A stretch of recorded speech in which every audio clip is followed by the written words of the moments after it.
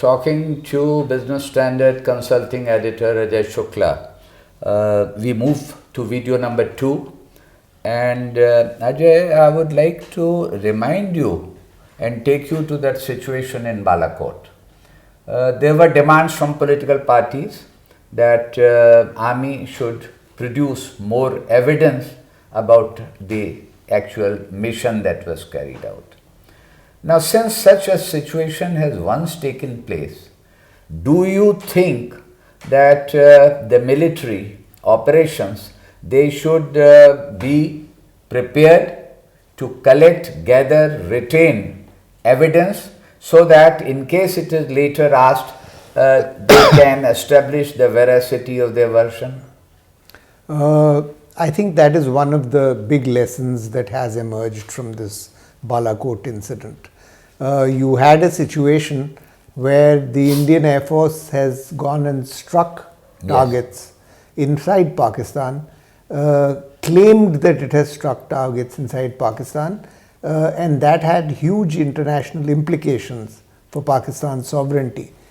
Pakistan took the easy way out and said there were no targets hit, no Indian planes came, and we were quite shockingly unable to produce evidence to the effect that there were actual strikes that took place. Now you have to, when you're doing a deterrent strike, you have to ensure that you can produce evidence both to your own parliament and people as well as to the international community. Otherwise your claim can be sort of denied by the other side, as indeed the claim was in this particular case. And one's version may not be believed. Well, it's to the convenience of the other side to deny the claim, and that is what they will do, and that is why you have to have believable, credible evidence. Yes. Okay, moving on from Balakot, I come to something that has remained in controversy, inviting different views, and that is the Agniveer policy of induction of recruits in the armed forces. Now, having regard to your background, service in military, and then as a journalist where you would have come across the contending versions of this policy, what would you think about this? First of all, I have to sort of give the government its due in that it has actually taken direct steps to sort of address a manpower policy that has been causing real problems within the military, especially within the army, and that is the fact that there is too much expense and too much money being spent on manpower, on personnel costs, on salaries and on pensions, and that leaves too little for equipment modernization and so on. So by this step of Agniveer, the government has taken some of the load of manpower payments off from the defense budget. So that having been said, the question arises, have they done it in a coherent and sensible manner? And the answer there is a very mixed one. In my opinion, the sort of the number of people that have been addressed by this policy is very small. You need the policy to be a wider ranging policy. In this, there is just a figure of around 40,000 people initially who are addressed, and that then starts going up every year. So you need to have more people addressed. You need to have them addressed in a coherent manner.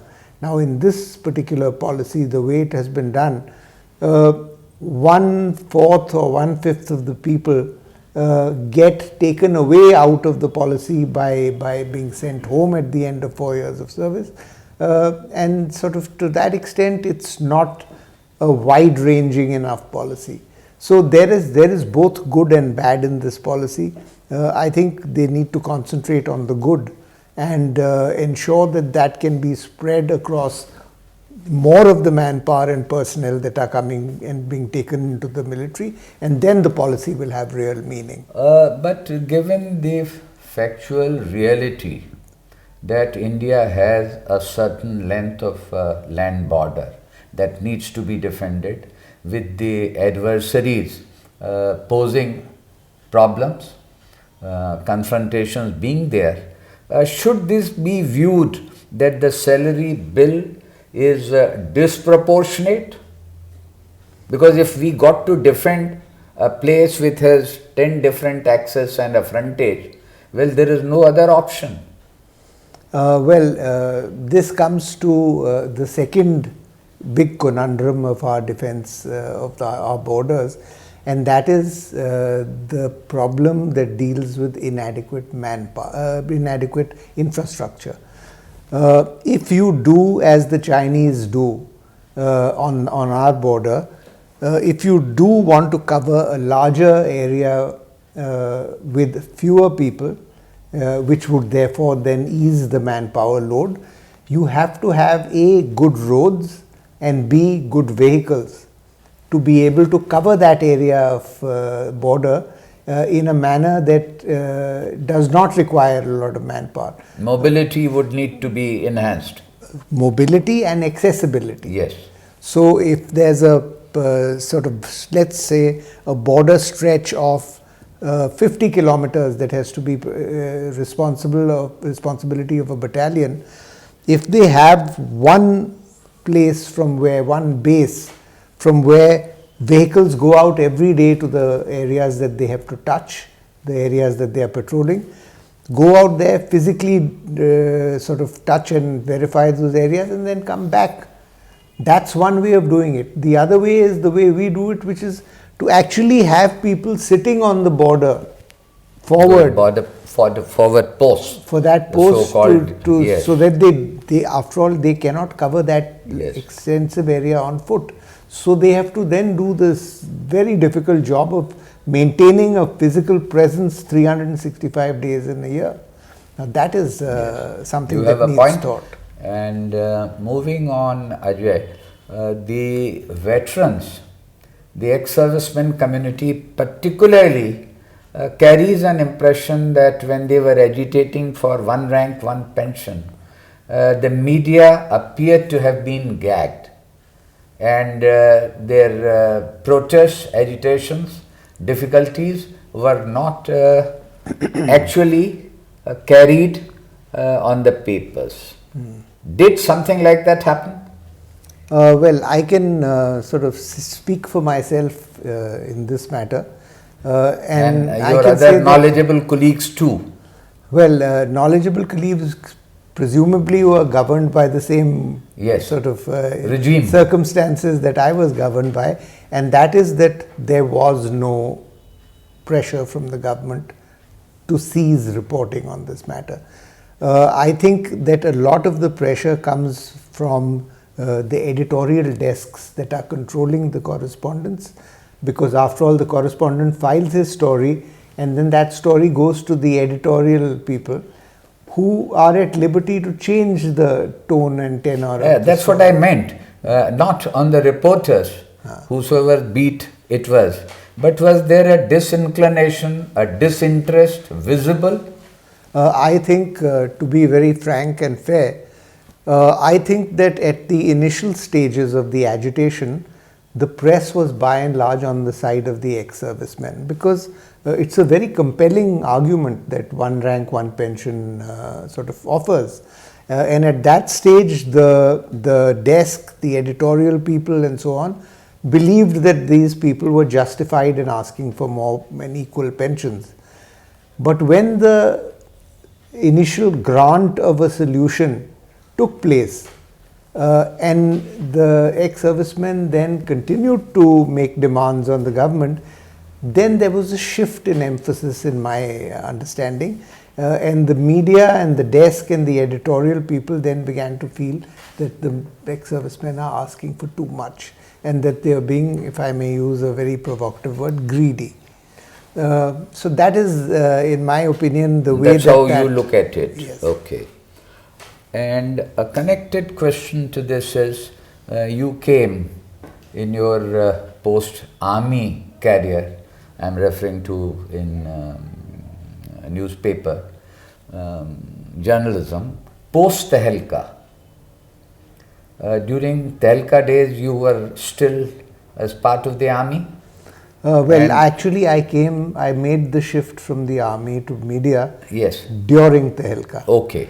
The first part of the Tahalka thing, Yes. when those tapes were revealed and so on, I was in the military. I was commanding a Yes. regiment, an armored regiment. And then later on, when the sort of investigation began and the Tahalka tapes appeared in the media, and sort of investigations began, at that stage I had just become a journalist. Okay.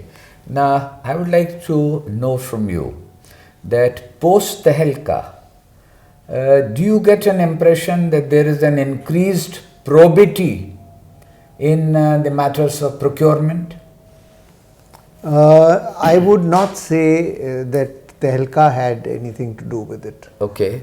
In my opinion, there has always been a fair degree of probity in defense procurements. The problem is that emphasis on that probity from defense ministers like George Fernandez and A.K. Antony was so much that you were unable to carry out procurements at all, because everything was treated as if it is a possible scam, and therefore nothing got bought.